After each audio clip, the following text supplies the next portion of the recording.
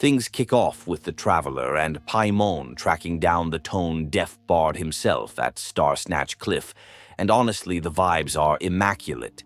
Venti is just chilling as usual, but clearly knows way more than he is letting on about the chaos happening up north. He is trying to act casual about the massive lore drops incoming, but we all know he is basically the server admin who pretends to be AFK. Venti starts yapping about a story involving a young knight who tried to square up with a ruin guard back in the day, which is classic bard behavior. He is setting the scene for how history repeats itself, because nothing in Teyvat is ever just a coincidence. It is wild how he frames these traumatic events as whimsical little anecdotes while sipping his dandelion wine like everything is fine. We get introduced to Alan, who is a knight from the expedition force, and honestly, he has golden retriever energy mixed with a bit of battle fatigue. He is frantically looking for Venti to deliver mail, which is hilarious, because he does not realize he is talking to the Archon he is searching for. It is giving major undercover boss energy, where the employee has no clue who they are roasting. The roast of Grandmaster Varka begins immediately, with everyone clowning on him for sending way too many letters instead of just coming home. They nickname him Sir Writes a Lot, which is honestly a valid drag considering he has been gone for years just to turn the Traveler into his personal mail carrier.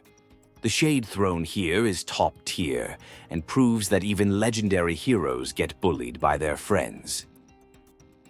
The POV switches to Varka deep in the snowy north, and the tone shifts from cozy to serious combat real quick.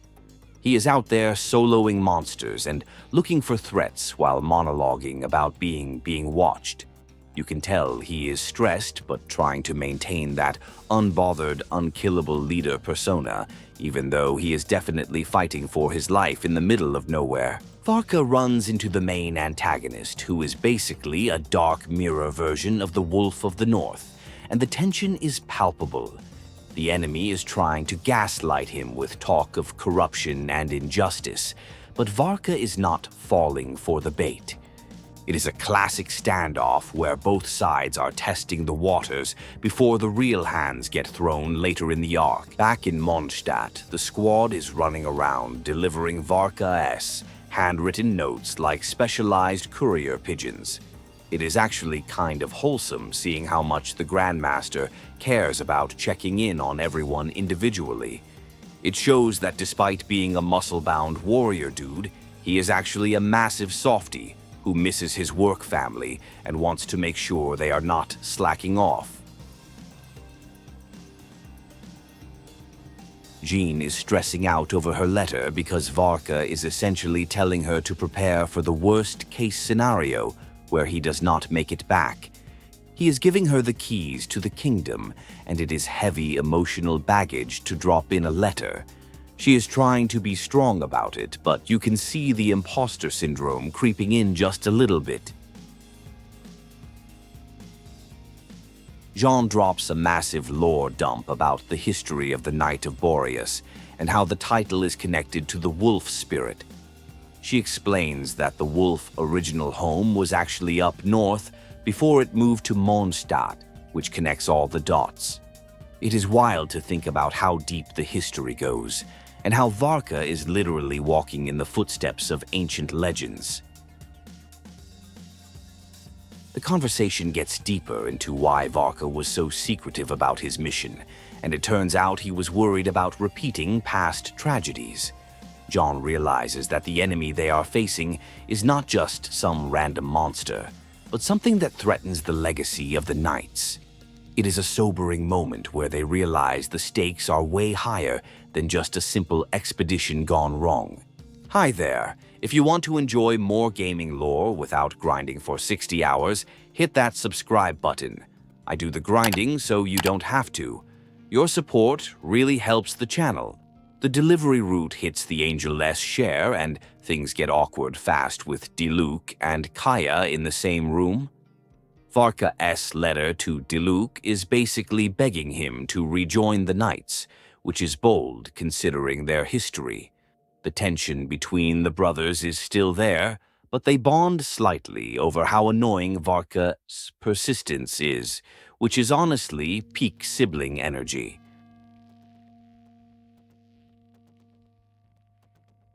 Diluc shuts down the idea of rejoining the Knights immediately because he refuses to work within a system he thinks is flawed. He is standing on business about being an independent vigilante, but Rosaria calls him out for being stubborn. It is a great character moment that shows Diluc respects Varka, but is absolutely done with the bureaucracy of the organization. Rosaria comes through with the darkest lore yet about the Bloodstained Knight named Roland, who fell to the abyss 500 years ago. She explains how his obsession with justice twisted him into a monster, which parallels what could happen to Diluc or Varka. It is a grim reminder that being a hero in this world often ends in tragedy or corruption. The team heads to Wolvendome and walks straight into an ambush by the Wild Hunt monsters who have tracked them down. It is chaotic, but suddenly the real Wolf of the North shows up to save the day. It is such a hype moment seeing the local god step in to defend his turf against the cheap knockoffs invading from the north. Boreas reveals the plot twist that the enemy is a piece of his own soul left behind in the north that got corrupted. He is basically fighting his own shadow, and he feels guilty about it, which is sad. He explains that gods can split their souls, but it leaves them vulnerable to being hijacked by the abyss, which is exactly what happened here. Venti chimes in with a poetic retelling of how the wolf left his frozen home to find a place where humans could be happy. It paints Boreas as this tragic figure who gave up everything for Mondstadt. Hearing the bard narrate the wolf's sacrifice adds so much emotional weight and reminds us that Venti has been watching over these guys for centuries. Boreas gives the traveler a physical token of his power to take to Varka, basically passing the torch to the current generation. He admits he is too weak to fight the main battle himself, so he is betting everything on the humans. It is a powerful moment of trust between a god and a mortal warrior that sets up the final confrontation. We cut back to the northern front where Varka is throwing hands with the fake Roland and realized it is a stalemate. The enemy is using dirty tactics and exploiting the terrain, but Varka is keeping his cool. He realizes he cannot just brute force this win, and needs to come up with a 500 IQ strategy to take down a foe that knows all his moves. The whole squad gathers for a war room meeting to discuss how to deal with a god-level threat without nuking the entire region. It is cool seeing all the different factions like the witches and the knights working together. They realize that killing the enemy might release a toxic fallout, so they have to find a way to purify him instead of just destroying him. The alchemy geniuses explain the science behind the enemy, confirming it is a replica of Roland fueled by the abyss. They use a lot of big words to basically say the bad guy is a glitch in the matrix that needs to be patched. It is a nice break from the fantasy talk to get some logical explanation for how the magic system is actually working here. They figure out that the key to winning is to remind the corrupted wolf soul of its original wish to protect humanity. It is a classic trope where the power of friendship and memories is the ultimate weapon, but it works here. They plan to use the token Boreas gave them to basically perform an exorcism on the enemy leader. Varka reveals he actually saw this coming thanks to some fortune-telling hacks and prepared for it years ago. He is playing 4D chess while everyone else is playing checkers, proving why he is the Grandmaster. It turns out his expedition was not just wandering around, but a calculated mission to prevent this exact apocalypse scenario. The traveler goes on a fetch quest to find spirit fragments and uses an old unread letter to anchor the enemy as consciousness. It is a quiet, emotional beat amidst the chaos where they use a dead man's words to reach a lost soul. It shows that even items that seem useless can turn the tide of battle if used with enough empathy. The plan works, and we get a glimpse into Roland's memories, seeing the exact moment he broke down and joined the Abyss. It is heartbreaking to watch a hero lose hope because the world was too cruel. It humanizes the villain and makes you realize that he wasn't born evil, he was just broken by a system that failed him.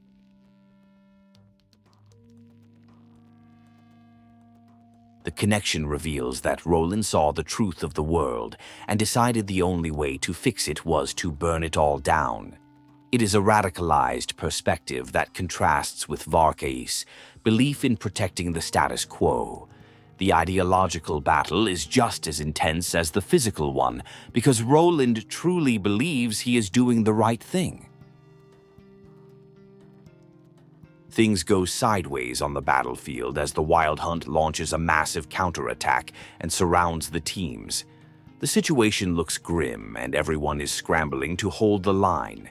It is high-stakes action where even the named characters are struggling to keep the mobs at bay while waiting for the plan to come together. Just when it looks like it is so over, the logistics team comes in, clutch with heavy artillery and explosives. It is hilarious that the supply run guys are the ones turning the tide with firepower. It is a hype moment that proves you do not need a vision to be a hero, you just need enough gunpowder and bad timing. With the path cleared, the main team pushes forward through the mist to the final objective. The momentum shifts and you can feel the energy turning from desperation to determination. Everyone locks in for the final push, knowing that if they mess this up, there is no second chance to save the expedition or the North. Varka finally confronts the completed form of the Roland replica, and the trash talk is immediate. Roland accuses Varka of being soft and holding back, while Varka calls Roland a washed-up has-been. It is a clash of generations and philosophies, with the fate of two nations hanging in the balance of their duel. Varka realizes fighting physically is pointless, so he enters the mind space of the wolf to fight the battle on a spiritual level. It is trippy and surreal with floating platforms and abstract concepts. This is where the real game is played, not with swords, but with willpower and the strength of their convictions.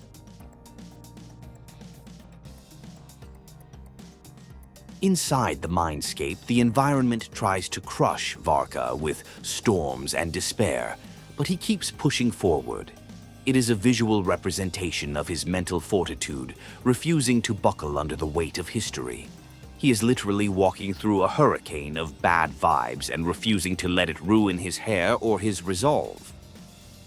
Varka and Roland have a massive debate about legacy and whether it is better to burn out or fade away. Roland thinks everything is pointless if you are forgotten, but Varka argues that passing the torch is what matters. It is a deep philosophical clash that exposes Roland's narcissism versus Varka's selflessness. Roland thinks he has won because Varka's weapon breaks, but he does not realize he walked right into a trap. Varka starts smiling because the broken sword was just a distraction from his real plan. It is the classic anime moment where the villain explains their victory right before getting absolutely wrecked by the protagonist's secret move. Varka reveals he let his own soul get corrupted just to smuggle the cure directly into the wolf's heart, which is insane. He sacrificed himself to save the enemy, proving he is the ultimate knight. It completely shatters Roland's worldview because he cannot comprehend someone being that selfless without an agenda. With the enemy defeated, Varka is sinking into the abyss, but the letters from his friends start acting like anchors pulling him back.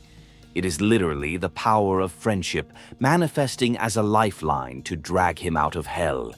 It is cheesy, but in the best way possible, showing that his connections are stronger than death itself.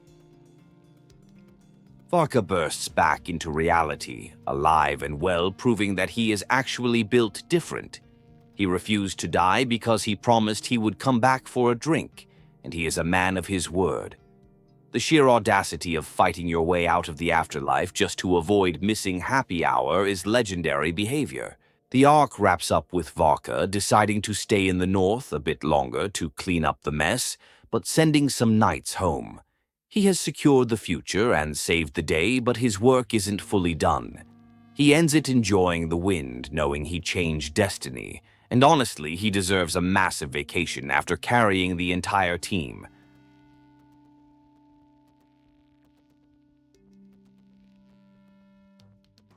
Gaming lore is long and confusing, but I break it down every week. Subscribe so you never miss a plot twist or hidden detail. Thanks for watching.